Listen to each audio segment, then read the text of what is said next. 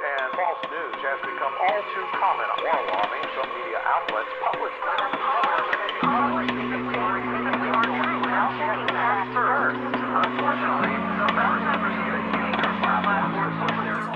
All right, what's up, everybody? We're back for an episode of the Post-Truth podcast. I'm here with Johnny and Zach Williams. Actually, I'll let him introduce himself. Zach, introduce yourself. I'm Zach Williams. I run a coffee shop in Little Rock called Coffee Bot, and I used to play music for a living, and that was a good time, but I'm an old man now. But I still know some stuff. I try to keep up. I think the best year for music ever was 2016, but we can debate that later. I try to keep up with what's new. I like what you do. You'll figure out the rest from as we go. Yeah. 2016 was a weird year for music. I've seen some interesting theories about. Yeah, remind me. Was that the My Beautiful Dark Twisted Fantasy? Was that 2016? Yeah. Pablo is Kanye's album from that year. Also, Beyonce put out Lemonade in 2016. David Bowie put out Black Star in 2016. Gotcha. There's a whole bunch. Yeah. Yeah, right on. Cool. It's not my theory. I just agree with it. It's somebody else's theory. Yeah. Well, was it just that it was some type of... Because I've seen stuff of it's circumstantial, right? Just all these artists happen to drop, and some people are like, it was some type of weird time Mandela effect type thing where it a lot of weird stuff happened in 2016. I agree. It was a very strange year. We won't get into that. But well, political stuff aside, though, because that was a huge part of it. But I just felt like even just in my own personal life, there was a lot of crazy events. Almost like sure. Was that your? Did you have a coming of age birthday that year? Was that when your voice finally dropped? No. It was actually I guess it was the second semester of my freshman year. Okay. High school? No, college, unfortunately. Right. But no, a lot of crazy events like being in college, getting involved with a college ministry that was a little more on the cultish type side. So a lot of wild stuff there. But we're not here to talk about me. But yeah, Zach. So at least. We've known each other for several years, worked together. Yep. You actually helped me on a music journey of listening to, bands like the Beatles, getting into all types of other genres Sammy Ray and the Friends and Wolfpack. It's been very opening to me, but you also helped teach me how to appreciate the artists themselves, right? Because when we were listening through the Beatles, that was one of the early ones. But we were watching interviews. We were it was just really in depth. Did you not know about the Beatles until you brought them to your attention?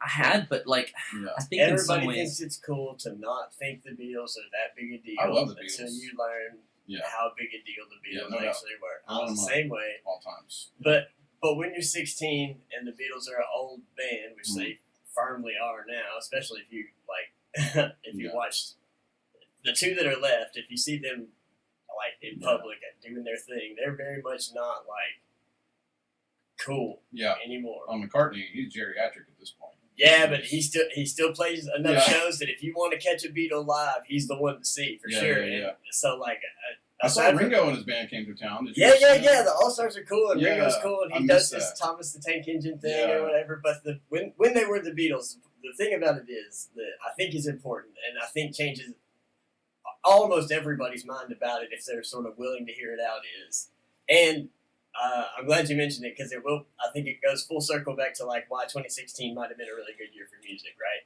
So the deal with the Beatles is it's hard to tell whether the 60s, the decade specifically, changed with the Beatles or if the Beatles changed with the decade. And the 60s for America specifically, but also England, as we all know, was a huge decade for civil rights, and we instituted all kinds of sort of social change that 10-year period. Huge decade, And it's hard to say whether or not people were sort of moved by the art of the time to maybe open their brains about other stuff, or if the other stuff making a social progress influenced artists to go celebrate that in their music. It's who knows, chicken or egg, right? Yeah.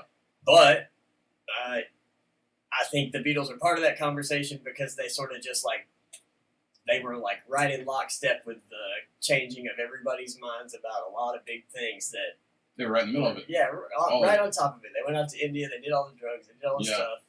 And they brought like stuff that everybody sort of talked about, hush hush, in their bedrooms, The Maharishi Yogi, right out in front of everybody. Yeah. And then in 2016 in politics, we're getting weird and like. So are you an Abbey Road guy or a Sgt. Pepper's guy? Oh, I mean, the Beatles can do no wrong in my mind, but they did everything they did in 8 years, and so like for all that to have happened. Yeah. If I had to take one, I'd take Abbey Road. I've listened to that album. I mean, it's like the peak of their thing. You can feel the tension in the band too. They're like they're done with each other at that point, sort of. But honestly, I think that makes it a better record. It's pretty awesome. You just play it from beginning to end, right? Start it again. Yeah. I mean, you're meant. That's how you're meant to do it. I've written a lot about it in my own sort of ramblings that I'll keep to myself. But what, Sergeant? It's an Abbey Road. There's a lot of messaging in it. But, you know. Well, I mean, Charles Manson thought so too. Specifically that Paul is dead and they replaced him with a doppelganger. That's right. false Paul, I think. I believe that shit, dude. Really shoot. What else you got, man? What do you think about all this? Well, I think to me, I had listened to the Beatles before, and it certainly does, like, when you're young, you don't appreciate them, and then I liked their music. I liked some of their more rock type stuff. Yeah. But really, I think when I started to understand them and understand where they were in the timeline of music, and once I really started looking at music history, that's when it shifted for me, because I have a lot of respect for artists who influence the industry, right? Mm-hmm. And obviously, everybody, again, they already had a big reputation, but starting to understand how, and like the same thing was true like for Elvis for me. Mm-hmm. I don't really listen to Elvis's music. There's some songs that I do love. Yeah. But the movie I guess recently that they did, the Elvis movie was really good. I liked it a lot. Yeah. I thought it was great. Yeah. It started, I guess, to help me. Yeah. And the same thing with like true of Johnny Cash. Like I think when you start to understand the story and understand like they were there and he was considered. I mean, I come from a traditional background and we're in Arkansas anyway, so. But you think about just dancing was something that he was being written about in the newspaper for. Sure. When he went on stage and decided to dance, right? And was it Memphis or was it Nashville or something like that? And it caused a riot. I can't remember exactly where. I mean, he obviously played live in Arkansas as well. But I mean, you know, getting back to you, your background in music, obviously, you have a different perspective than somebody who might just be a fly-by-night listener. So because I did it for a job? Yeah, and you got that technical skill background. And we talk about the cultural shift that musicians, you know, create and cause, whether it's the Beatles or Elvis or somebody else. But from a technical point of view, the Beatles, like they did a lot of stuff, right, that was kind of revolutionary. What can you tell us about some of the things they did on their albums that, you know, maybe are lesser known, the way that they kind of created their music? Oh, yeah, all right. Super good timing for this. I left a comment about this on Reddit this morning. Oh, perfect. Oh, I probably shouldn't have said that. Somebody could probably find it and figure out. Yeah, all right. So, all right. Yeah, good example. Use this at dinner parties or whatever. If people need like just an interesting Beatles fact. Traditionally, when you record music, or in my experience anyway, you want to get like your foundational rhythm stuff done first, right? Nobody has their drummer go last. How does everybody else know like where the time is? And like, yeah, you can record everything to a metronome, but you can't get timing and groove are a different thing, right? So timing is just making sure that everybody's hitting everything on the same ones and twos, and like everybody gets 1, 2, 3, 4. That's time. Groove is less tangible and more just sort of a thing that you feel. The best way I can describe it is it's that thing that makes you go like, or whatever when you hear it. It's, you know what I mean? And a lot of times the rhythm section, drums and bass specifically, are sort of responsible for deciding what that's going to be. So usually you record your drums first and your bass player, sometimes together, but you need that on your track first so that all your melody stuff can layer on top of that, and they already know what the groove's going to be. The Beatles recorded bass last, and I mean like dead last after vocals and everything else, and that's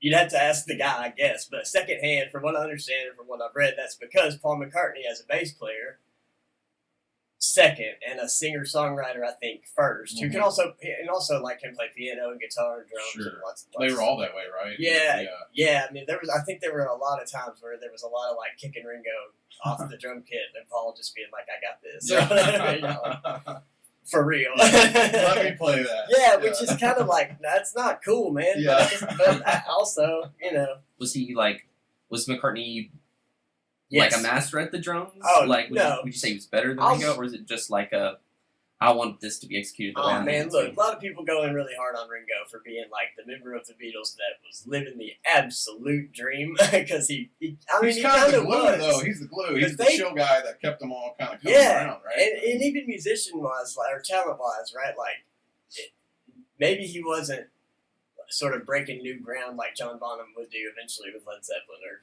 maybe he wasn't like completely changing the way people thought about how you approach being a drummer, but like they sought him out, Mhm. and Ringo did his job, and he showed up, and he hung in the pocket, and he's not a bad drummer by That seems to any be- sense of the right. imagination, but. And I would say the drummers. I know a lot of musicians and whatnot over the years, and it always seems to me the drummers tend to be like the steady, stable, kind of holds everybody else together around them. Like You know what I'm Dave saying? Grohl. At least the guys I know. I mean, that's Uh, maybe Sure. that varies, but there's more consistency, I think, in drummers. When you that have, might be true. Yeah, your mileage may vary. I've Yeah, known some exactly. drummers that were. you got in a little trouble. Well, I break up mean, the band. they're good dudes, but I mean, if you spend enough time on the road, you might Yeah. hear the phrase like "fucking drummers" a little bit more often than So like tell us guitar about players or your whatever. road. I mean,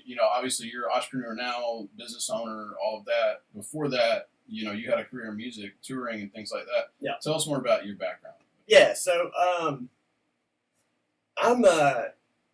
I don't know if I'm any of those things. I'm a dude who doesn't love to have his own or to have a boss. Is essentially what I am, and I'm not very good at buttoning my top button, and I'm not very good at like getting a haircut every 2 weeks. You're in the right this, room. that, and the You're- other. Yeah. Well, and I've always tried to make sure I'm in the right room to Yeah. be that guy, Sure. which has somehow like led me to being a guy who's responsible for essentially like the finances and the running it day to day of a coffee shop, which is The fun part, right? No. yeah, the running it is the fun part. Yeah. Yeah, the money part. The spreadsheet's not so much. Yeah. What's a spreadsheet? Yeah. Nah, so my dad has been a bartender my whole life, which means that I grew up in a house where like nights went kind of late sometimes, and music was always sort of a thing. My pops is also a talented, multi sort of instrument guy. He's not like a master of any one instrument. He's an incredible singer. He's got a great voice. He's a pretty solid guitar player now, but that's a symptom of me learning to play guitar and then teaching my dad how to play guitar. Mhm. But music was important to him, so it was important to me growing up. I got a choice when I was like 10, and my parents were like, for your birthday, you can have either, I think it was rollerblades, a guitar set up, and like some lessons. I don't even remember what the third thing was, to be totally honest with you, Yeah. because I knew like, You already knew. yeah, I wanted rollerblades. I'm serious. Yeah. So It was that time of life, right? yeah, I'm really glad though that my mom, I think, saw the longevity in maybe learning an instrument like guitar as opposed to strapping on a Yeah. trendy set of skates and Sure. potentially breaking my neck on my neighbor's hand-built half pipe or whatever. Yep. Pretty narrow future in rollerblading. Yeah, You for know, sure, it's man. not- Unless you get really good at it really quick. And Yeah. make it, like who's rollerblading now? Speed Who's the skaters, most right? famous rollerblader in the world? Go. Yeah, right. No idea. So Probably friends with Tony Hawk. Yeah. Right. He knows yeah, Shaun White, I'm sure. it's probably the person that shows up and like Tony Hawk ducks behind the couch when they show and knock on the door because They call the rollerblader guys guy. Yeah. So anyway, my mom kind of talked to me and was like, "Look, we'll get you the guitar and stuff anyway, so you can pick a different birthday present." But Yeah. I don't remember how it all shook out because I was quite young, but I already had an acoustic at the house that I had been messing around with since like I was 5 or 6, Mhm. and had gotten to the point where like I could sort of make it do what I wanted it to do, even if what I wanted it to do sounded, I imagine, horrible to Sure. everybody but my 6-year-old self or whatever. Yeah. So, sort of cut to like by the time I'm 12, I've had a few lessons. I've got a guitar. maybe like a second one by then, and sort of have like a decent grasp on it. And I could tell that like adults around me were sort of like, oh, this kid can play guitar or whatever. I was okay. I'll say even now, I'm not like I'm not what you would call like a virtuosity style guitar player. I'm not like a prodigy level guitar player. I wouldn't even say that I'm technically incredibly skilled at guitar. I just know how to make them do what I want them to do. Yeah. And I like a lot of music, and I like to know what makes the stuff that I like sound the way that it sounds. Mm-hmm. And so that's what made it easy, I think, eventually for me to slot into sort of whatever band or show needed this kind of guitar. Yeah. And I was happy to play it. So were you one of those guys who was like, would join bands when they Yeah, Gun for Hire was more my I thing, gotcha. right? Like, so I know a lot of people think that your road in the music industry is either like the cover of magazines and a huge bank account, or it's a hobby that people think that you should give up and pursue a real job or whatever, right? Yeah. Or you get a real job and then it There's that becomes a hobby. middle blue collar. There's kind a of middle wide class. range. Yeah, I Yeah. mean, I know people that never leave. They're from Texas. They never leave the state of Texas. They're in a band with like 3 or 4 other dudes. Mhm. They're big enough in Texas and can tour in state alone. They Yeah. might pop to Little Rock and Fayetteville and stuff every now and then, or Tulsa yeah, or whatever. Oklahoma But City, maybe, I mean, yeah. every member of their band makes like, let's say, 40 or 50 grand a year. Yeah. They're comfortable. Doing They're fine. living the dream, as far as Yeah. I'm concerned, right? Like, you don't. Artists it's not paying the a- bills. Yeah, Right? as Yeah. long as you're happy and you're getting everybody's healthy and happy and the bills are kind of paid or Mhm. whatever. There are plenty of ways to do music for a living. Yeah. As long as your expectations for what a living looks like aren't all or nothing kind of thing. Yeah, for sure. Um, That's the artist lifestyle. yeah. No and matter what you are, I mean, it's kind of like they're Yeah. all trying to make 50 grand a year, basically. That was yeah, well, I Base think, level, just kind of live. I Kind of think like this. the first time you do it, you go, oh, that was enough. Mhm. And I mean, if you're lucky, you go from there. Yeah, and you then go up. you look back at those years as like the Yeah. years when you were all hungry and playing dirty blues clubs Yeah. and puke on the floor. But yeah, Like it's, you remember the couch surfing years, and then the roommate years. Oh, and then I got my first apartment, and now Yeah. maybe I'm going to buy a house. Right? man, Kinda- I still think like now, would I go back to it if given the choice today to like sleeping in vans and hanging out? And like, nah, probably not. I'm pretty comfortable or whatever. But but that made you who you are, right? I think there's a reason that you see a lot of bands with any kind of longevity end up sort of like eventually going back to at least the sound that they started out with. Mm. Even the Beatles did it. Like Let It Be's their last album. Yeah. They didn't record it last, I know, but like it's the last one they released, and it's very much a roots rock and roll album, Mm. just like the stuff that they were having to play for like 10 hours a day in Germany before anybody knew who they were. And I think there's a reason that people do that, and that's because, like, while it's not glamorous and while it is hard and stressful on you and anyone you care about and anyone that cares about you, Mhm. and I know that those are bummers, but it is Yeah. the sort of harsh reality of being specifically a touring musician is that you're not around a lot. Yeah. So, everybody pays for that. Yeah. But there's something in Tough it that lifestyle. just calls to you, man. Like, Yeah. it's like, like being a sailor.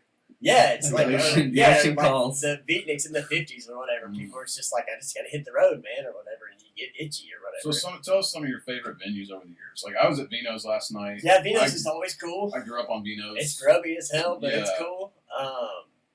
What are some other like regional spots? Are they still around, or do some of these places kind of go away? I mean, it's sort of getting to where, like, you get in cities that are, like, not any of the handful of major cities in the world, or at least in the U.S., right? Like, so outside of New York and L.A., although all this stuff exists in those two cities too, but Yeah. everything exists in those two cities. In any mid-sized sort of, let's say, capital city, you got, like, dive bars and arenas, Yeah. for sure. We've got those. We got Vino's, Whitewater. Mhm. And I mean, I say dive in, like, the best possible There's way. a pretty I- good music scene here, Yeah, right? I mean, it's A good for. underground one for sure. There's a great scene in Little Rock for being a person who consumes music. It's a tough scene to launch Mm. as an artist I can see from. that. And Yeah, sure. Arguably, Little Rock's a tough community to build any kind of like grassroots movement around anything. Mm. And I have never known why that is. I don't to this day know why that is. I think I have a wish theory. I did. Because I think it's we need- because all we the need it. artists are spread out. Maybe, Like, we yeah. don't have like just one neighborhood where they all are. Right? There's It's people like, working on trying to change that, which is a Yeah. good thing. I mean, like, I try to use MySpace here at the Mhm. tech park for that. There's Our Little Rock, which is a new nonprofit, is trying to do stuff like that. So there's people in town that are very focused on the fact that if we all could just get together, there's something in there. But, the people are there. It's just a matter of bringing them all together. Yeah. So do you have a nonprofit you're working with right now? I don't have one, but I plugged Our Little Rock because they are relatively new, but have gotten a lot of work done in the last however long they've been open. It's not been very long, a year maybe. Yeah. I did give away like a sort of a coffee related prize as part of a raffle they did. They just had a big event in Little Rock, so they're on my brain. Yeah. But they're not the only ones. There's a few like young. Ben probably knows more of them than I do, honestly. There's a few like young, really ambitious, really hungry, like entrepreneurs / creative / artists in town. Yeah. That are at least attempting to make waves. They're throwing rocks in the water. If it works, it works, and I hope it does. There's more of them now than there were when I was 25 or whatever. So it's a good sign, and I'm on their side. I hope they do well. I have a space they can hang out. For sure.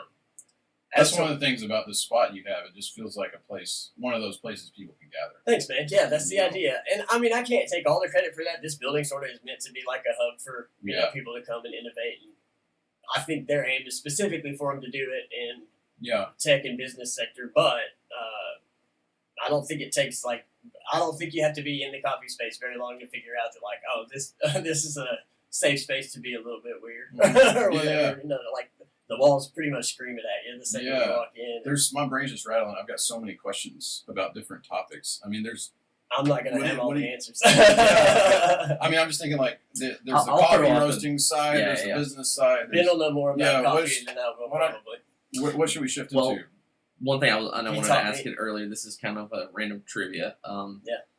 When you were young and playing guitar and being a cool guitarist, dude, did you have like a specific song you play that just kind of you're trying to, let's say, pick up a date or kind of impress a lady? No. Did you have like a roster of songs for different but opportunities or whatever? No, they weren't like so. I have never really believed in being guitar guy at the party. Yeah. I have been goaded into being like the guitar guy at the party. I used to play a lot of backyard concerts for my uncle and his drunk friends. Yeah. So all right. So where I grew up, my house was it was on sort of a big bunch of land with a pond and woods. Very surprising that I didn't turn out to be like a country musician, right? So next door to that was it was my grandparents' house initially, but they retired and moved to the lake, and then my mom's younger brother, my Uncle Shannon, moved in. And essentially he used his multi-acre backyard just for the party yard or whatever. He was young, he was an engineer, he made good money. He liked to drink beer, and he had a lot of friends who also liked to do those things. And so on the weekends, there was always a bonfire or something going on next door at Uncle Shannon's house, right? And I was probably, I don't know, by the time I was interested in going over to see what was going on, I was probably 15 or so, 14 or 15. Plus, he had a ping pong table. Key. Otherwise, I might not have cared less, you know what I mean? But I was... You could be sober around a bunch of drunk adults. Yeah. I was, though, and am, still pretty good at ping pong. So, I was down to go over there just to play ping pong. Let's do coffee and ping pong. And it kind of became the deal that, you can come play ping pong with us, and we'll tolerate a 15-year-old hanging around. But in exchange, you have to sit up on the deck while we sit around the bonfire, and you have to play guitar for us or whatever, which meant a lot of, considering the time, considering my age now, this would have been, 2000-ish. I don't know. I think I was 14 in the year 2000, so right about that time. I couldn't drive for sure. So I played a lot of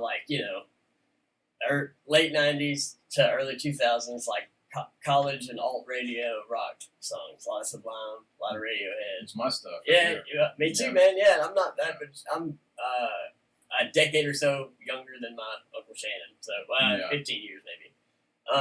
But he was also the adult that I looked up to outside of my parents growing up, because he drove a sports car and like you know he was in college. He was cool. Yeah, he was cool. Yes. Yeah.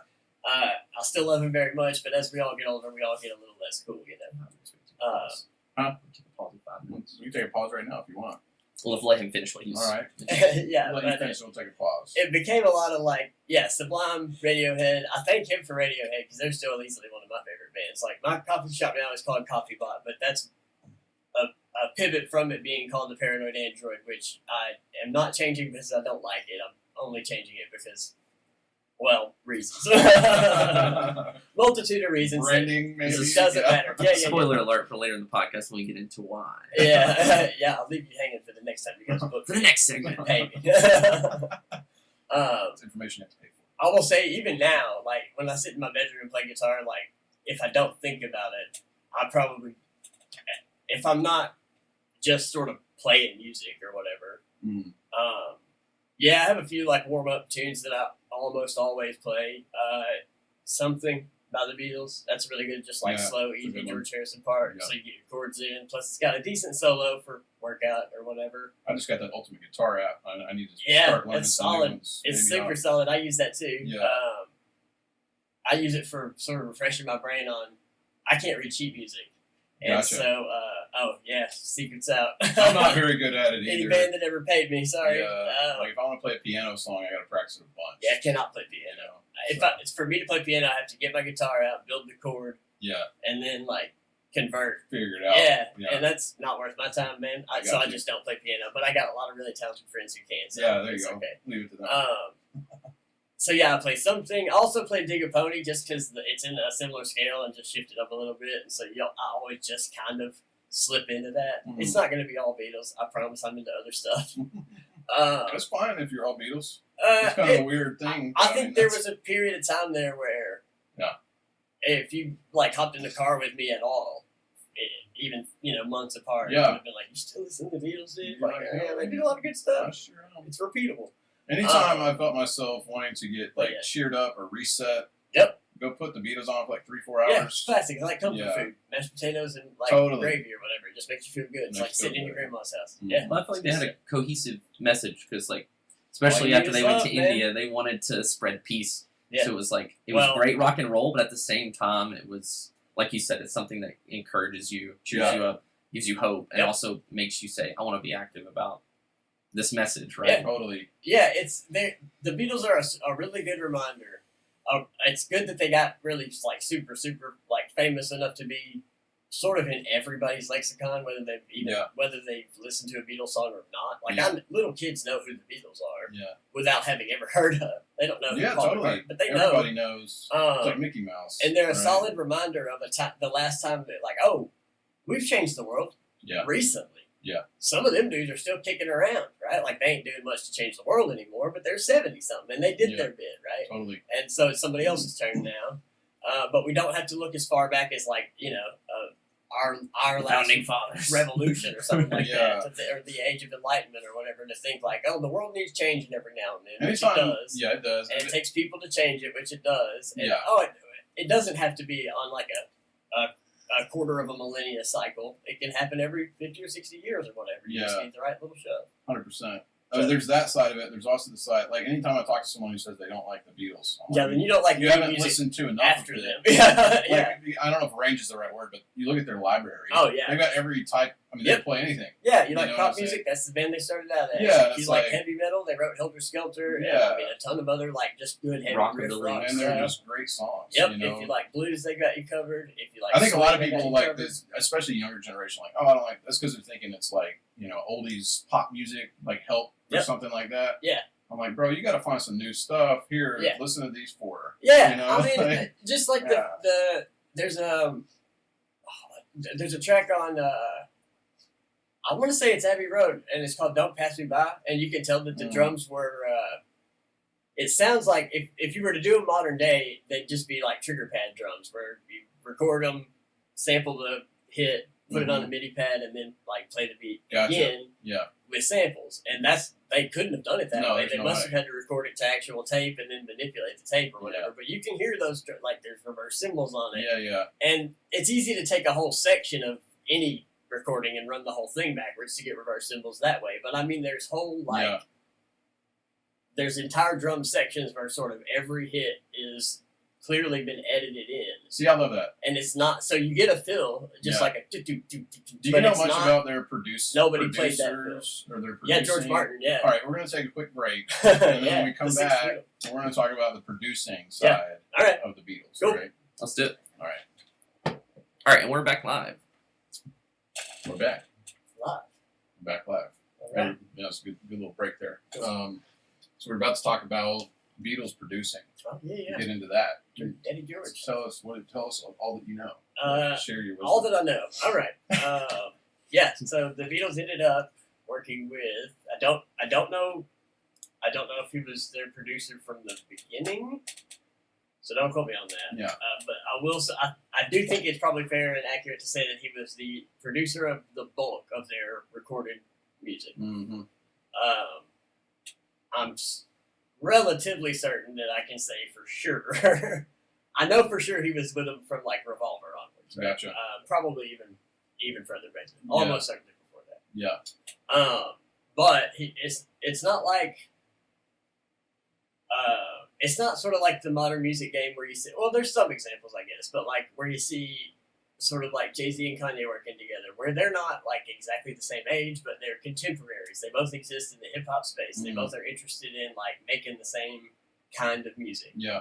George Martin was a big band and like orchestra producer, conductor with like obviously a ton of like music background, but he's also not an incredibly skilled like hands-on musician. Interesting. He could, if you needed him to, I suppose, hop like I don't know, because he did hop behind like a piano and get some stuff done. But you can read bunches of interviews with him where he'll tell you himself, like, I'm not the best, I can do some stuff, but and also just to sort of relate it to like a personal note, I'm a similar way about like how I feel about my approach to music. Like, I'm not a great guitar player. I'm a decently good guitar player who can do the job for sure.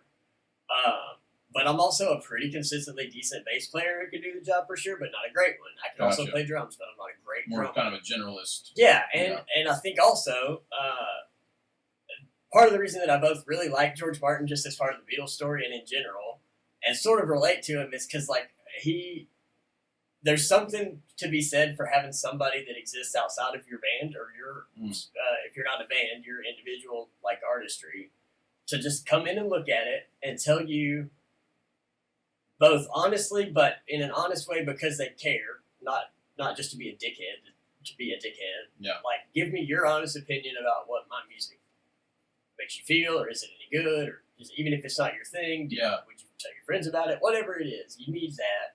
If you don't get it, you will put up something like publicly and you will be humiliated because it will be bad.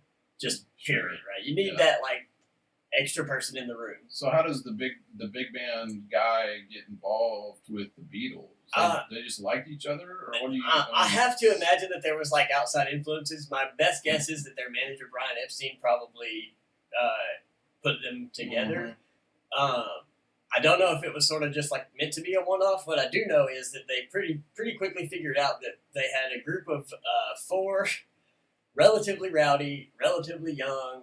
Like the oldest member of the Beatles would have been John, and they would have ranged in age even at like the later part of their career from like maybe 31 or 32 on down to like 27 or so for George. So they're all having a good time living life. Yeah, and it's the 60s, and they've all just been hanging out with Bob Dylan, who introduced them to weed, and like they are in love with weed. Yeah, and then eventually they go to India and they find the other stuff too. And, so it doesn't take people long to realize that in the studio, and eventually the Beatles quit touring. So like in the studio is the only way they're doing anything. It's the only output they have. I didn't realize that. Music. So how many years did that go on? They toured for the first through like the British invasion, through their whole time of being like the mop top British pop band in suits. They were all over the place during that. Yep, they came to the U.S. It was probably one of the most stressful things that any human being could go through. Yeah. They couldn't hear themselves on stage. They're apparently, another dinner party fact, their shows always smelled like piss because the girls stood in line for hours. Girls and boys, film you always see like girls crying and screaming and stuff, right? They waited in line for hours to get into the show, and then you get in, Crazy. and you can't move, and you're crushed, Nowhere to you're go. screaming, and you're just, Yeah. just all. Sidebar Pissing to all this over the like place, national right? tour. So our aunts, uncles, I don't know, grandparents, we're all there's some relation there. They lived at the time in Northeast Arkansas in Walnut Ridge, and Yeah. the Beatles had to land there at the airfield. Yeah. And they didn't play a show or anything. It was just, we've got to do We a gotta pit go. stop. Yeah. And so when they landed, How crowded. I think two of my aunts were there. My grandmother was Yeah. there. And the crowds, Oh yeah. pretty cool story. It's crazy, So, man. Like, and that happened to yeah. them everywhere they went. Even if they landed in a little airfield in nowhere, Arkansas. Yeah. People will be there. And Yeah. I imagine that's very stressful, Mm-hmm. especially when you don't even know if you're playing a great show or not because you can't hear it. They didn't have like modern PAs. Well, they had a stage PA. It would have been like what bands practice with now. Would have been their whole a bigger version, but Yeah. that would have been their whole stage setup. No That's it. monitors, no Nothing. nothing. Yeah. And So they got burnt out, basically. yeah, and I think there was an incident in like it's played in the Philippines where they had to be taken away from the show in the back of like an armored truck, and in the back of that armored truck, they all decided, nope, We're done. done. So they started getting Studio freaked band. out. Yeah. Beatles are too big for the world. Yeah.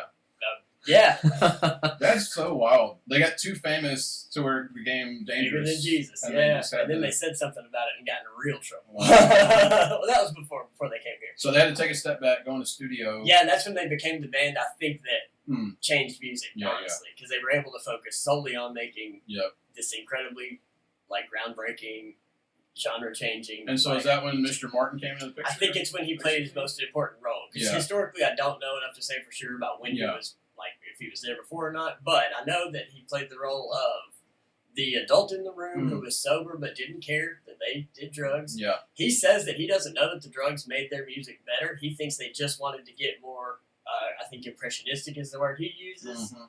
And if the drugs help facilitate that, so be it. But he viewed his job as they're going to have ideas. Mhm. It's my job as a recording engineer and a producer to figure out how to realistically make those ideas happen on an album. Yeah. So You like, can kind of funnel it all. you got to engineer that whole stuff. You Right? know, So that's super somebody comes to you and says, "I want my guitar to sound backwards."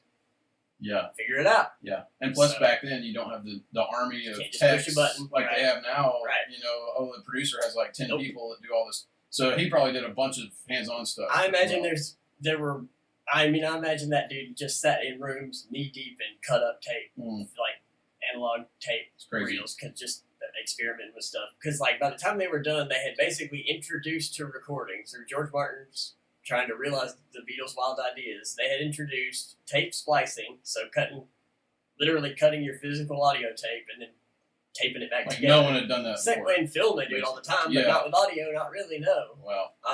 Which is probably how they do that drum thing in Don't Pass Me By that I was talking about Mhm. earlier. They figured out how to take audio and run it backwards and then record that so that it played. Mm. When you played it forwards, it sounded right backwards. Mm. They also figured out that if you ramped your speed after you recorded, you could record in a lower key, so it wasn't as much of a strain on your voice, and then you could still have it. Be the key you wanted. Yeah, now we've That's gotten crazy. past that now, where you can ramp speed without shifting pitch, that's a huge Like thing. live in recording. Yes. Basically. So yeah. essentially, you could today you could record like a really slow guitar part, Mm. ramp the speed up to where it sounds like you just absolutely fucking shredded it, Yeah. and It's like cheating. the pitch Yeah. doesn't change because otherwise it would sound like video game music. Yeah. The pitch is going to go up. Yeah. Right. Crazy. Which is why if you're a guitar player now in your bedroom and you're playing along with Beatles songs on their not remastered usually, but like their original recordings, you get frustrated because a lot of times you're about a quarter note flat, and that's because they speed ramped like Gotcha. everything. So he had all this technical knowledge. He could bring a lot to He the learned table. it all. Yeah, Experiment. he knew how to figure it Helped out. them Yes. figure it out. Yes. Yeah. So you got the tape splicing. I know there's some multi-track recording involved. Multi-track recording Yeah. was big. Yeah.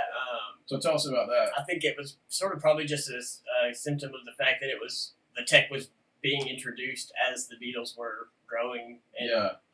their need and the ability to meet that need sort of just happened to coexist at the same time. But I think it was George Martin's idea to take advantage of like, oh, we can do 8 tracks now At the Sweet. same time? Yeah. Okay. separately, right? So you can Ah. record as many tracks as you want in theory, Yeah. right? Even with just a 4-track, you could record 32 tracks, but you're going to have 8 different tracks per track. I see.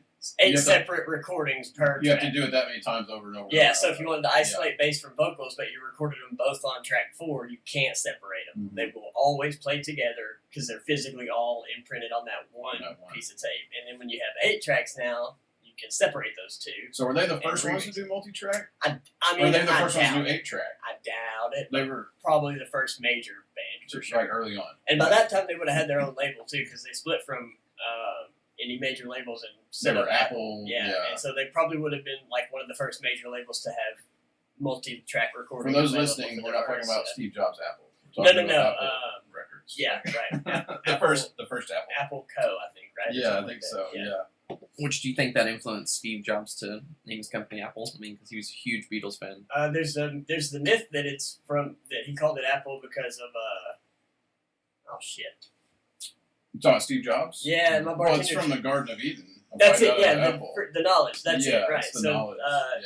although I think if my bartender trivia serves me right, on record, Steve Jobs has said he wished they had been that clever. It's just a coincidence. Yeah, just so happened that Yeah, way. yeah, sure. yeah. And I believe it. People read into all kinds of stuff. Some People eternal believed knowledge. people probably. believed that Paul was dead Right. because the Beatles played a few little cheeky tricks. And Well, he got in a really bad car accident, right? he did have a bit of a he did have a car wreck, and there was They also were saying his face looked different after, and all this kind of stuff. yeah, It's like the and- Mark Hamill thing, Yeah. right? Where you, Yep. Well, and also the more you start like looking for an answer, the more you'll find it. Where even if it ain't, like, Yeah. I think he got caught on tape one time playing guitar right-handed, and people were like, "That's it," Uh-huh. because left-handed people don't. But he was in Japan, and culturally in Japan, especially in the 70s or 80s, you would have been better as a person who wanted to return in good graces as a famous entertainer Yeah. to do things the way that their culture preferred it, and they weren't big on like left-handed stuff. Interesting. I Yeah, didn't know that. I mean, I'm not like that's not my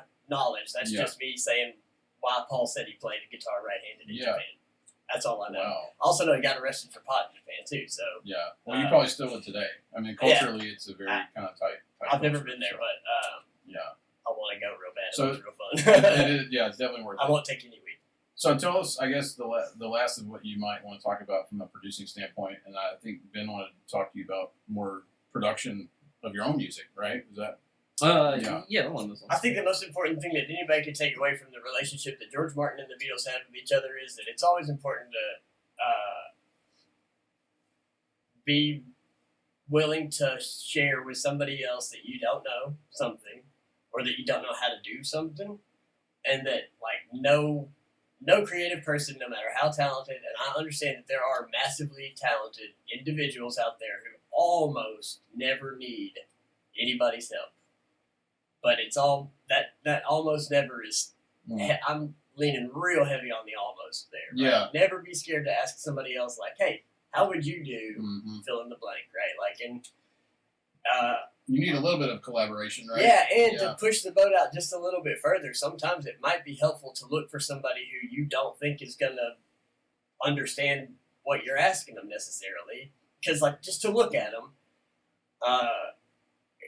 like pull your phone out and Google a picture of George Martin working with the Beatles, and just visually you can tell that they are not the same kind of person. They're not the same generation. There's at least a 10 or 15 year age gap. Yeah.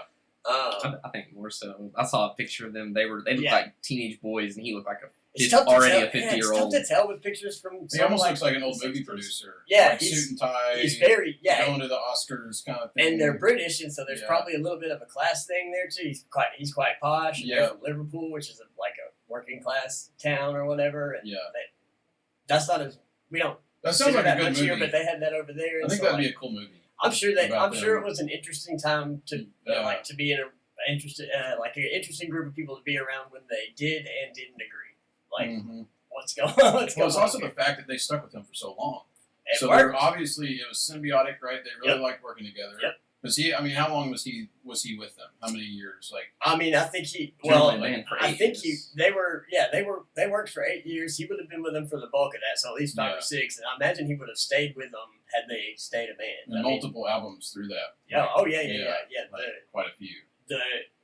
From the point that basically every Beatles album sounds completely different from the last Beatles album. Mhm. He's with them for all of those. So the first 3 are kind of I mean, they have value, but they're all three very much kind of like early '60s British pop rock albums, and then everything sort of like from everything from like '61 to '64 or so.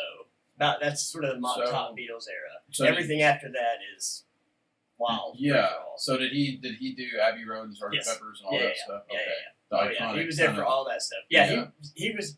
We use the term pop orchestration because George Martin sort of helped the Beatles to like bring in big strings for songs like Eleanor Rigby and all that stuff. Like I don't think they would have thought to do. Well, I'm getting chills. It's hard to say that they wouldn't have thought to do that because that's diminishing like the genius that play in the Beatles. Sure.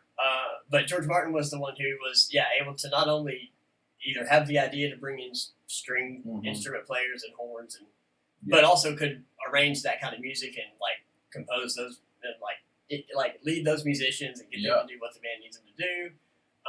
And that just added like huge elements to their sound, which they wouldn't have been able to do without multi-tracking and all the other stuff. And it all goes together. It's all about timing and kind of those relationships come together. Yeah, and allowing people to help you and admitting what you don't know. And, it's much easier to do things when you have community around you. I think is the overall point of just like the relationship between those two kinds of personalities getting together and making something that's better than the both of them even put together. Yeah. It's definitely interesting in that era because I mean it's the union of old poetry, which used to be the big thing to be a poet. Yep. You know, you have the classical composition coming from George Martin, and then meeting like this new age of music, and it all just kind of mixed together. And especially with the Beatles, the early stuff was very kind of like you said, either pop or it was like that kind of rabble rousing type of like even like Led Zeppelin's early stuff. And then you see the same thing where like the deeper they go, it becomes they want to make it an experience, a theatrical display to bring in. And I'm sure that's what I was thinking when we were talking about it. Was like he was probably influential in helping build that hugely so sound at scale. Right? Yeah, I mean, I can imagine just like being in a rock and roll band when I was a teenager or whatever.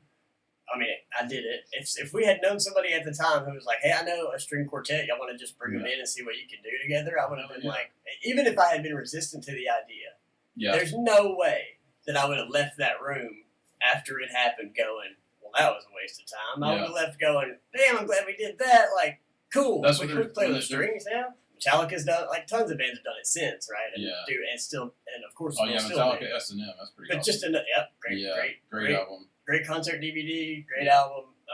We're talking about the Wall of Sound, right? Is this the same? No, that's Phil Spector. But I don't think you would have had people like Phil Spector, who also did work with the Beatles. He did Let It Be. Phil Spector did Let It Be. Gotcha. So George Martin wouldn't have been the producer for all of their albums. I see. He would have been there for everything up to Let It Be. They did do Wall of Sound on Let It Be with Phil Spector, but also Phil Spector is a person who is in prison because he probably murdered somebody. I think that happened. And so it's easy to forget about He's the crazy hair guy. Yes. I remember that. But he also, I mean, you could do you could easily pull a whole podcast episode of talking about Phil Spector too. Sure. There's a movie about him where I think Al Pacino plays him and it's pretty solid. Yeah, it's strange. wild. Interesting. Yeah. So I guess we would talk about sort of your process, right? I mean, that's... Yeah, it was a question I thought about earlier. Like, there's circulating recently, especially on social media, you see a lot about like, some people when they think they either hear sounds or they see words, some people don't have any like inner voice. And so kind of from a musical, putting that onto music, like when you were playing, then you said you don't read sheet music, right? So when you were learning stuff and then once you got it, what do you experience inside your own mind that kind of like is in sync with that music and tells you what to do next? Like you visually see it, like... do I visually see it? Nah, not really. No, I don't think that's an accurate way to just. Not with the eyes, but like in your mind. No, I know. Yeah, I've heard that. I've heard Kanye West say that he sees his beats sort of play out as like abstract paintings or whatever. This was a long time ago, so I may be misremembering or misquoting that. It's always fair to check on it. Yeah. I don't know if much I could say that it doesn't. You couldn't attribute to Kanye in some way or another and be like, yeah, probably or whatever.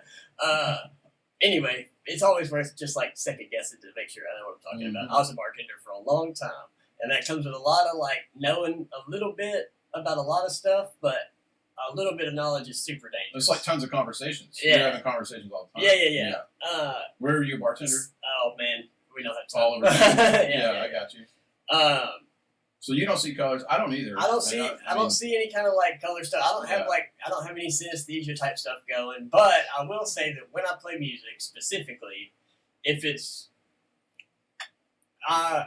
probably fair to say that I'm most actively engaged with music as a listener, not as a player. Hmm. And that's not to say that I enjoy listening to music more than I enjoy playing it. Well, like, if that was the case, it's one requires far less energy, effort, and money to pursue as a hobby than the other, right? It's that I use playing music as an opportunity not to think about anything at all, other than like, well, I don't think. I just sort of let whatever instrument that I'm playing put out into the world whatever it is going on in me that Becomes needs your to thinking, get out right? or Yeah. that I need to address or whatever. Yeah, and sometimes you like. It sounds super. Maybe it's just corny to me because of the way I think about things. But like, it's almost like there's times where like you can learn something about yourself by just you pick up a guitar, you play for a few minutes, and you go like, I might be in kind of a dark mood today or Yeah. something. Like, It kind I of didn't set out to play the Imperial March. Why did that come out? You know what I mean? Like, you think you're having a decent day, and then Yeah. you pick up a guitar, and all of a sudden, Right. oh, maybe I need to think or work or whatever. Or maybe you're in a bad mood and you pick your guitar up and something really just like happy comes out. And even if it's not a hint that you might be happier than you think, which you might be, it might give you that little shot of dopamine that, you already had. You just couldn't find the keys to open the chest for that morning or whatever. Hmm. And so, yeah, it's not something I think about while I do. I think it's something that I use as a tool to stop thinking about stuff. Do you think that the state, because you're talking about definitely like what's inside of you reflects into what comes out, do you think that whatever that internal state is of an artist, because some people, they remain in that kind of like bad place, sometimes even intentionally or like subconsciously, they keep themselves in a cycle Yep. because they believe it enhances their art, right? Sometimes they're not wrong. Do you think, I believe as an artist it's important to kind of like take extra steps to maintain a healthy inner core, right?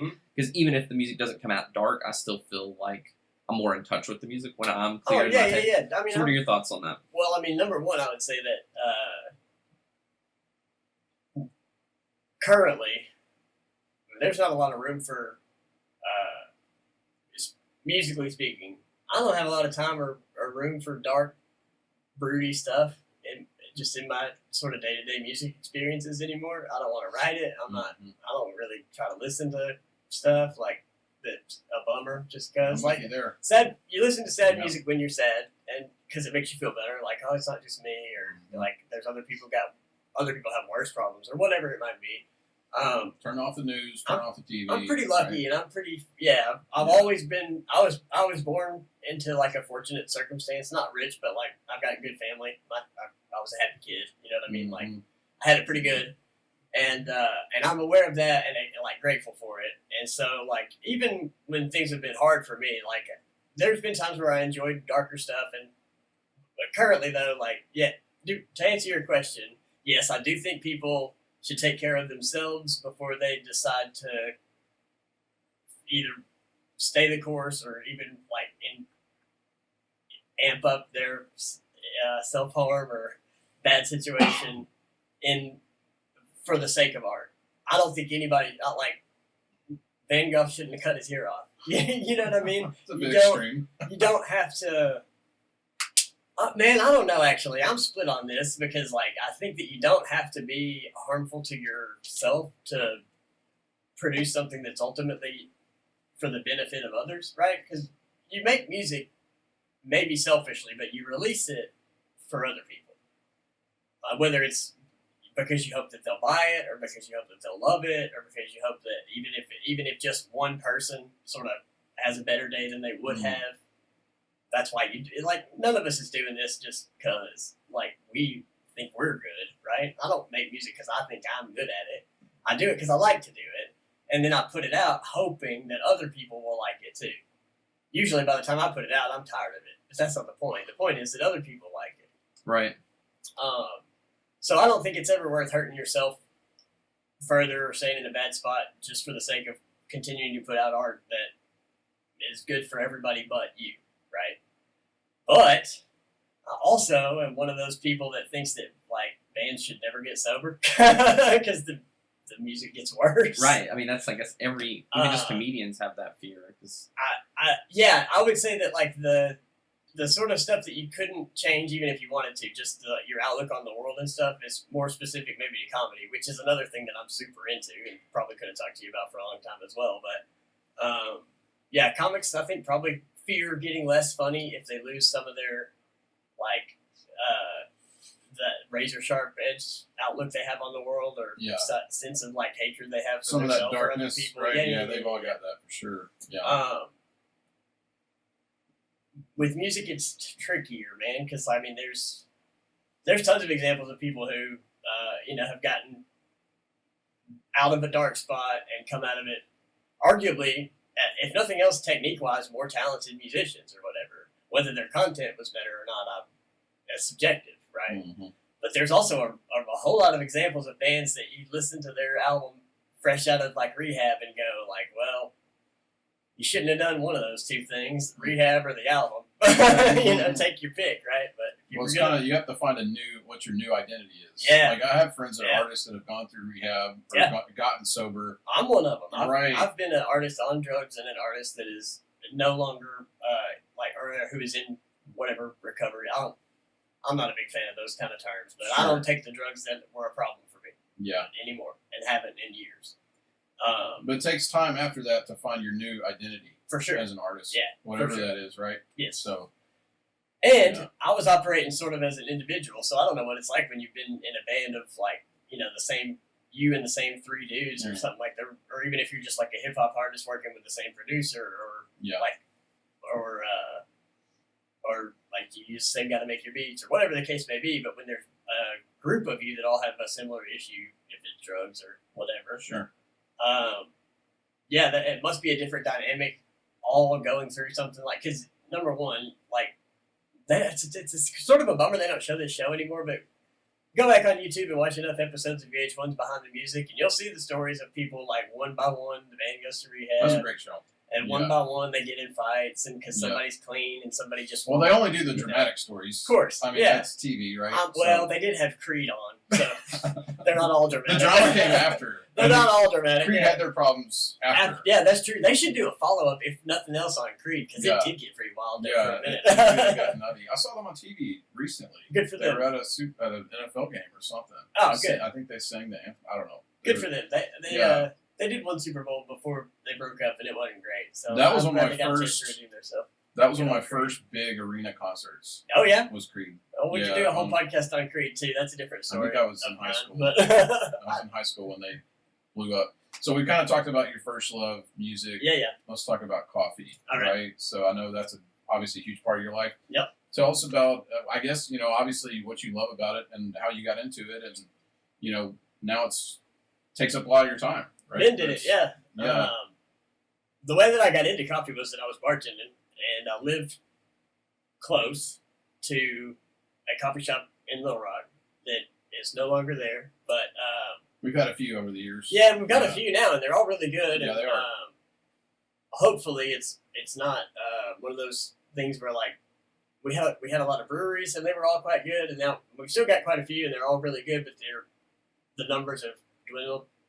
Surely COVID had something to do with it. But anyway, I was working bars at night, and I had time during the day, and like I didn't necessarily need like everybody can always use extra money, and I ain't rich or nothing like that, right? So I could have used the money for sure, and I was looking to fill some of my time. So I went to work a couple of days a week at this little coffee shop where Ben was the sort of like head honcho kid day to day, and slowly but surely. Like bartending and making coffee, the skills are pretty transferable, but you can't teach somebody to appreciate coffee just in words alone, right? And so it's good to have somebody like next to me, hands-on, that knows. I would argue even to this day far more about coffee than I do, right? Like what I'm decent at is customer service. I'm pretty decent at like chatting with folks or whatever. You got that background, all that bartending and everything. Yeah, and I'm as good a therapist as your money gets, which is absolutely free. Yeah. But if that's how much you want to pay for therapy, you can come get it from me over a cup of coffee or whatever, right? Yeah. again, your mileage may vary. But Ben really knows what he's talking about. And when you're around somebody that's passionate about something, it's easy at least to have some of that passion rub off on you a little bit. So how does working at a coffee shop a couple days a week turn into you owning one of the primary coffee shops in the city? I mean, that's... I don't. I don't know. No, it's sort of it's a bit of a long story, but the short of it is that I think the coffee shop that I worked at was working under the model that the more sort of locations that you have, the more successful you will ultimately be, which might be true, but you have to have the time and resources to hang in there to see it through. And then because it was during COVID, and then just sort of the period immediately thereafter, I keep thumping your thing. Sorry. You good? No, whether it was ever going to work out, I don't know. Yeah. But it didn't quite go that way. So we sort of pared back down. I had left the bar that I was working at because I didn't think that they were really going to be a good place to work in a still very hot viral environment. Gotcha. To say the least. Yeah, post-COVID world. Yeah.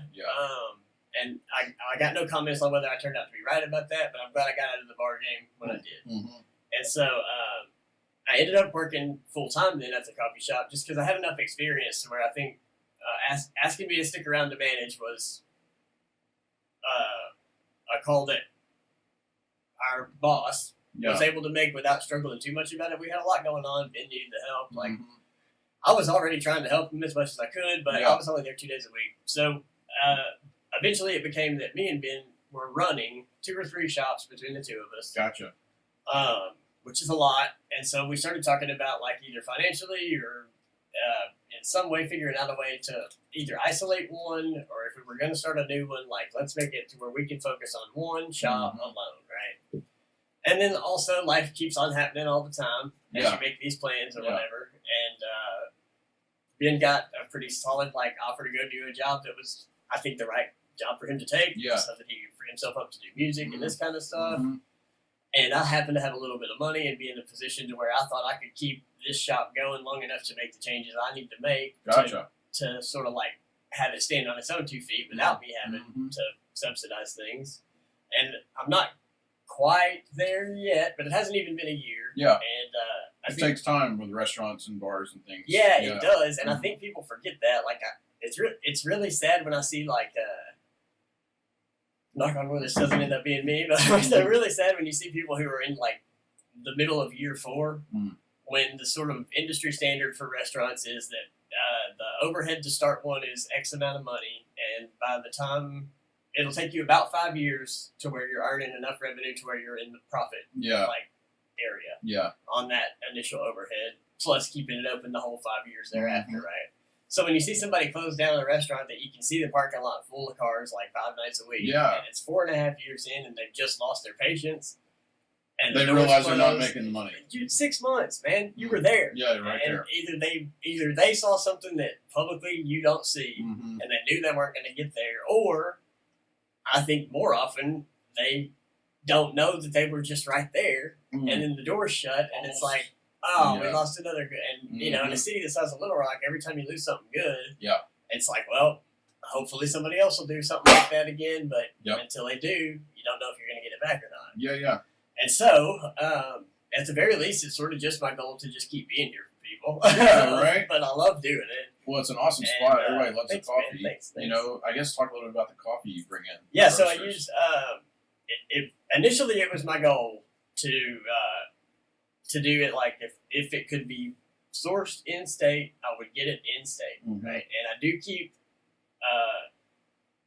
as much local stuff on the menu as possible, with one exception, and that is that I use a roaster called Noble Coyote, and they roast out of Dallas, and I use them because we used them previously when I managed these shops before I took this one over, and they're a small shop that's owned by a couple that are a really great, just a really great couple of human beings, and they use some of their proceeds to do really charitable things in the Deep Ellum district in Dallas, and that's a district that supports like arts and live music and all kinds of cool stuff. Great area. Yeah. Yeah, and I've got to Worth it. keep like multiple coffees in, so I just make sure that for espresso and like my daily morning coffee, I use Noble Coyote, and then I Mhm. always keep either like an Onyx or Fidel & Co. Cool. or an Arkansas coffee in for single origin stuff for the people that are real like coffee Highbrow. connoisseurs Yeah, and they sure. want pour overs and French presses and all Yep. that stuff. Yeah.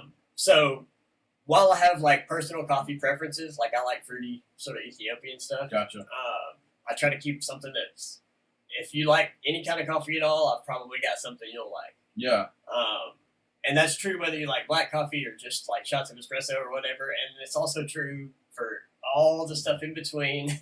Yeah. That if you're on one end of the spectrum, you might make fun of the other end for the way they like their coffee. But like I don't care. Yeah. I like it all. Well, and since even if I don't, I wouldn't tell you. Since you brought it up, can we have some coffee? Yeah, man. All right. Let's Absolutely. pause and have some coffee, and we'll talk about it.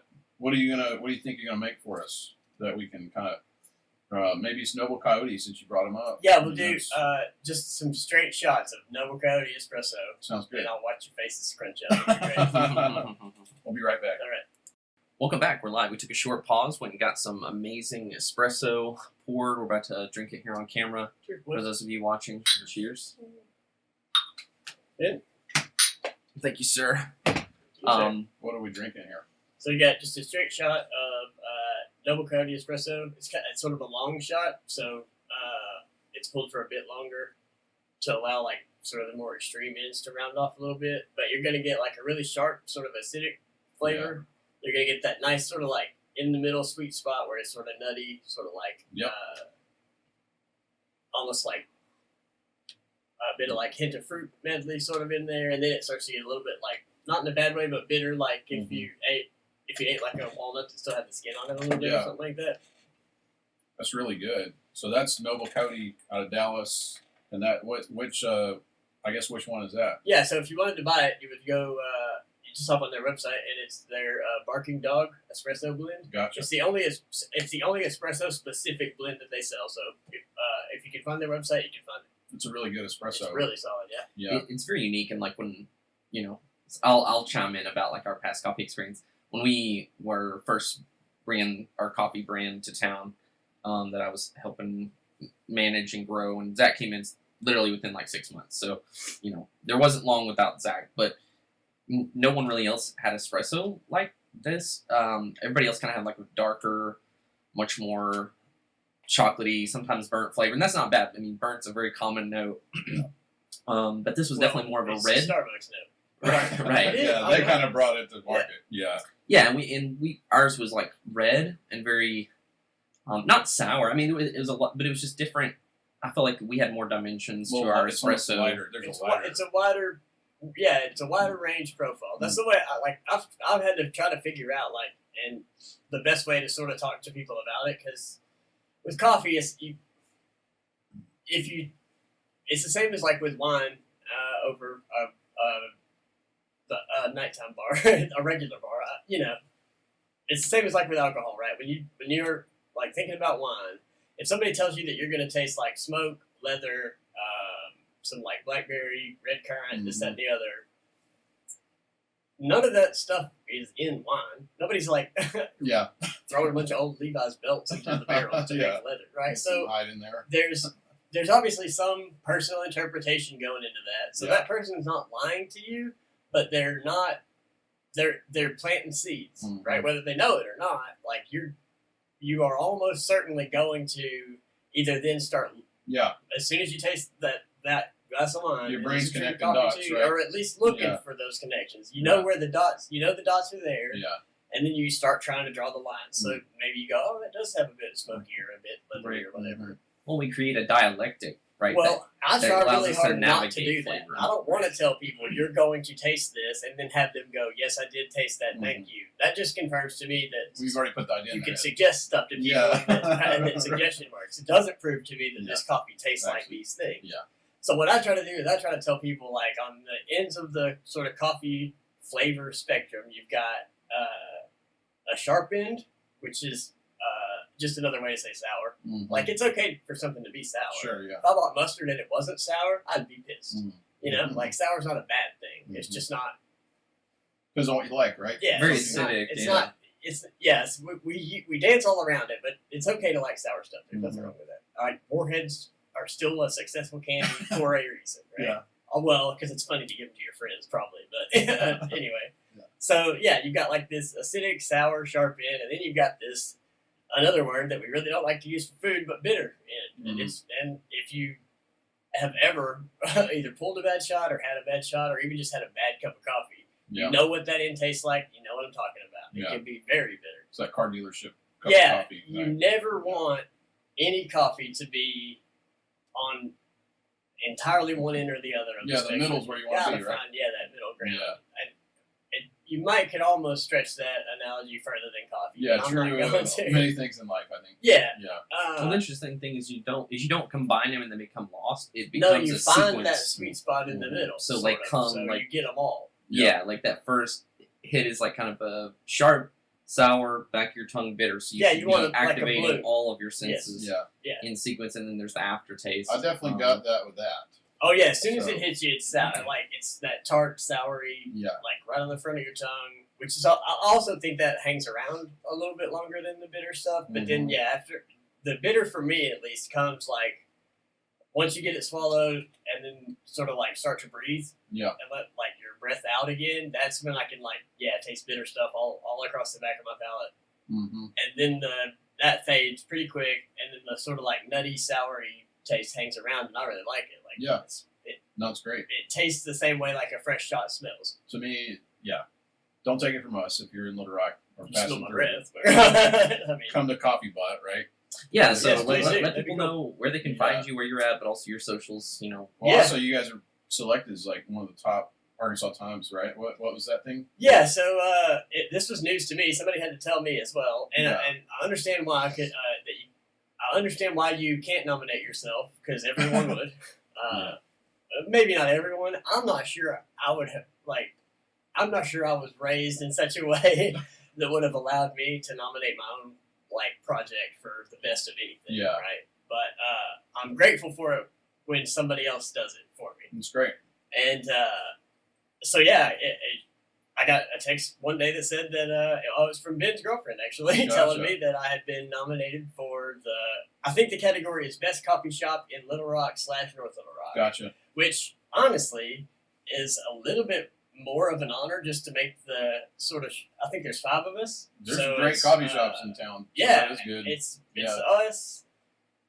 Probably Fidel. And in fairness, yeah, we are listed as Paranoid Android still, and that's on me for having some Old branding. Well, we got to get the new sign made. Yeah, Right. we're working on signage. Some stuff takes time, and Yeah. you can make changes on the internet way faster than you can In on the the store. exterior of a historic building. Yeah, no doubt. Yeah, it takes a few. Yeah, And people painting gotta the sign off. walls. And I mean, I could have gone dark and done the whole whitewash the walls, repaint everything, rebrand. But consistency was more important than change to Yeah. me when I got the whole sort of handover. Well, especially when you have a staple location Yeah. surrounded by so many businesses, And- people rely on it. You know? And that's the key. The Yeah. people relying on it is Yeah.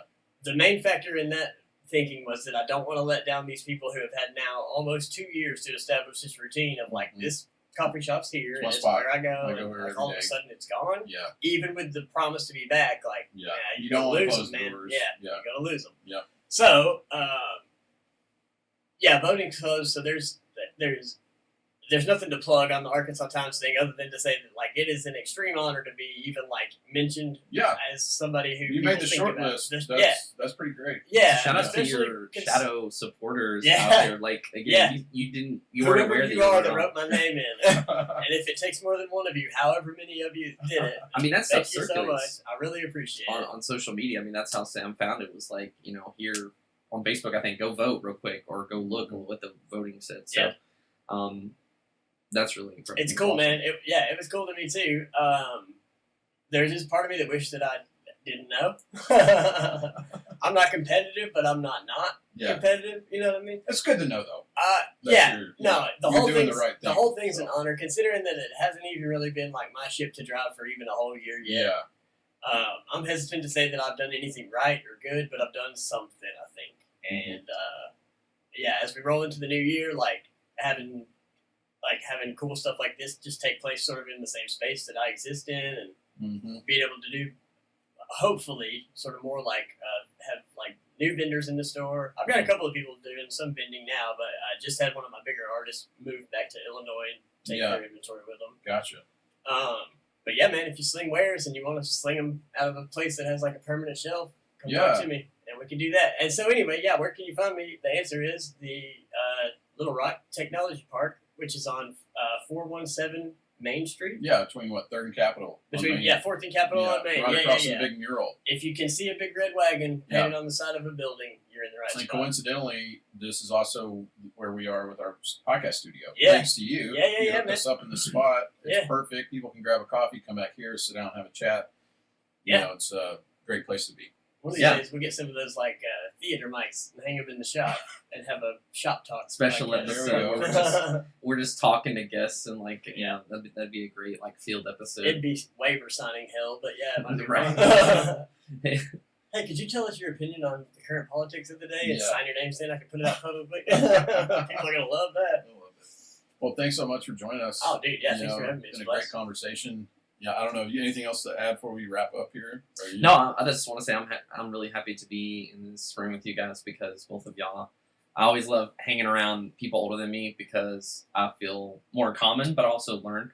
And I was thinking about it today. Me and Zach have been friends for almost 5 years now. When we've been like half brothers, your life. but really in the past couple of years, as we've connected and really like as bonded as artists, as family, as adults, like I didn't see that coming, and I'm kind of glad that I didn't because now it's like stuff I'm realizing like every year I get older I'll discover something new, and build these bonds. So I mean y'all both had a huge influence on me in so many ways. So I don't know, I'm happy to be doing this, and again like Zach, we want to have you back periodically as kind of like we want to bring on guests, but then we also want to have kind of like internal episodes where we're just chatting and chilling, and or even bring you on as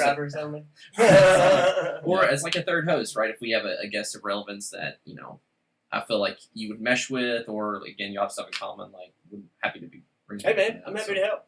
Yeah, absolutely. Happily help you with your projects, dude. You're a talented kid. I appreciate it. I'm sure talented kids in my life. I don't know about. There will, more around, don't we? There will come a time in my life where, and I'm not there yet. I know, as much as I like pissing and moaning and groaning about being old, I ain't there yet. As I was like not so graciously reminded by my grandma yesterday, I was moaning about being old around an 80-year-old. Right. She just looked at me like, "You got a ways to go." Yeah. There will come a point where like the tendency is to start looking at young adults like, oh, these kids. What are they doing? They have no idea what the world's like, or they're trying to look what they're trying to get done, or blah blah blah. This, that, and the other. And really what it is you're seeing people that are doing the same things that you tried to do. Oh, yeah, totally. That either was too big of an issue for you to have ever changed on your own anyway, or whatever the issue is. But if you beat your head against the wall on something long enough, you get frustrated, you get jaded, you get tired, and then eventually you decide that it's easier to just not care as much about everything all the time. And I think there's maybe some merit to that, just like in your general like daily walkthrough of life. But also, I think it's important to stay super empathetic and like listen to what like the current crop of young people have to say about the world, because they've been watching us all those this whole time. 20 to 35-year-olds. That's they kind of have that run in your life. There's like a 10-year run, I think, from like early 20s to early 30s. When all that happens in your head, and and your primary objective is to change the world, essentially, right? And totally. you've got like that sort of fire about it, and whether it's through art or your academic pursuits or your career or whatever it is, it's a constant struggle to sort of be taken seriously and also hold on to whatever it is that is like keeping you going, and like whatever it is that you're passionate about, right? For me, it was music, and also like there's some sort of social stuff that I think that we have some stuff wrong, and I think that we need to fix, and this ain't the place or the time, but that like I'm still passionate about, but there was a time that like there was no wrong place and no wrong time. We need to talk about this now. Right. And it's not solved. Still. I think it's because I think that's why time to care about it all day. That's probably why you and I don't feel that way anymore. It's because we've lived it. We've gone through the cycle a few times. Yeah. And we realize like, okay, This isn't going to change overnight. No, Like, that's it, and it's not. I'm Yeah. not giving up on it changing, but Right. I do think it's important that you not start to ignore the next group of people behind you that Yeah. are willing to carry the torch. If Yeah. you'll just tell them like, "Oh, but here's how to carry a torch. Mhm. I've been doing it. Yeah. You look quite ready to do it. Yeah. I've seen you carry a stick not on fire. Surely you can do this. Let me just teach you how to carry Sure. this one that's on fire, right?" Yeah. Or they're already carrying their own torch, and you see it and go, "Damn, cool torch." Mhm. Or whatever you know, like Yeah. whatever you can do to help Cool foster their torch. sort of project. Maybe don't go burn that building down. Yeah, with it. just be careful with Yeah. it, or whatever, Yeah. right? Or like You've got me told. yeah, you're gonna burn yourself. Yeah. It's not the end of the world. Whatever it is, as long as it's not, you're just a kid. What do you know? Mm-hmm. Because I didn't like hearing that. I'm sure you didn't like hearing No. that. We can all I learn don't from know. each other, right? That's kind of what Yeah. he's saying. I think that's really why we're here. That's Yeah. You could be the next George Martin. I said, well, I mean, he was a bit of a square. I'm cooler than that, but I'll do drugs with you, and not just help you make music. On that while note, you're we're on. going to wrap it up. Yeah. Alrighty, thanks everybody for joining us again. This is Zinni from the Gate signing off. Peace. See you later. Biased and false news.